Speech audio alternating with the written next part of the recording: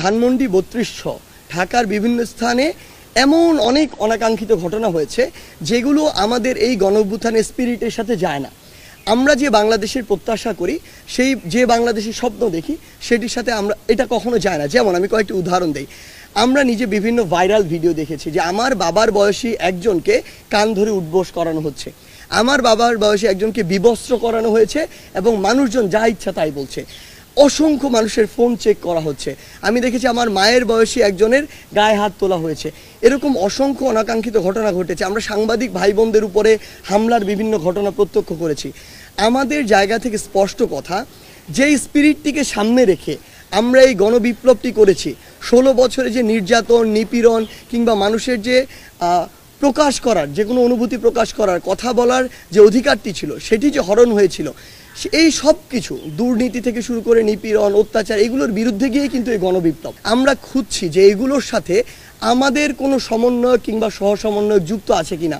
আমাদের জায়গা থেকে স্পষ্ট ডিসিশন, আমরা খুঁজে তথ্য প্রমাণের ভিত্তিতে যদি সিঙ্গেল একজন সমন্বয়ক বা সহসমন্বয়ক পুরো বাংলাদেশে পেয়ে থাকি, এটার সাথে যুক্ত কোনোভাবে, আমরা তৎক্ষণাৎ তাকে আমাদের ওই কমিটি থেকে, ওই টিম থেকে বহিষ্কার করব।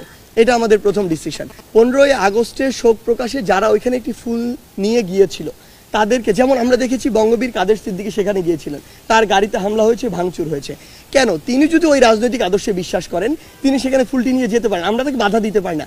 আমরা বরং যদি মনে করি যে তিনি যে রাজনৈতিক আদর্শে বিশ্বাস করেন, যেই ব্যক্তিটিকে তিনি অনুসরণ করেন, তিনি অনুসরণযোগ্য নয়, আমরা তাকে বয়কট করতে পারি। কিন্তু তার গায়ে হাত তোলা, তার গাড়িতে হামলা করার এই যে অথরিটি, এই অথরিটি আমাদেরকে কেউ দেয় না। আমরা পুরো বাংলাদেশের যারা আমাদের এই আন্দোলনের সাথে সম্পৃক্ত, সমন্বয়ক হোক, সহসমন্বয়ক হোক, কিংবা বর্তমানে আসলে ভুয়া অনেক সমন্বয়ক তৈরি হয়েছে, ভুয়া অসংখ্য সহ সমন্বয়ক তৈরি হয়েছে, তাদের উদ্দেশ্যে আমরা একটি কথা স্পষ্ট করে বলতে চাই, আমরা কোনো অথরিটি নয়, আমরা জাস্ট একটা প্রেশার গ্রুপ।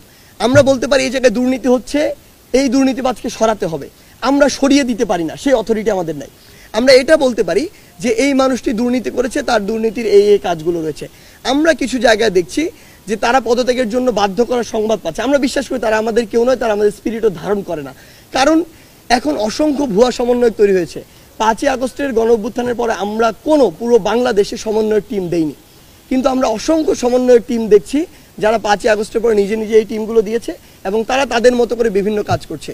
আমরা মনে করি হয় তারা ব্যক্তিগত স্বার্থের জন্য এটা করছে, হয় তারা মানুষকে হয়রানি করে লুটপাটের জন্য কিংবা অর্থ আত্মসাতের জন্য করছে, অথবা রাজনৈতিক তাদের কোনো উদ্দেশ্য রয়েছে, অথবা এমন হতে পারে যে তারা নির্দিষ্ট কোনো একটি গোষ্ঠীর প্রোপাগান্ডা করছে আসলে দেশকে অস্থিতিশীল করার জন্য।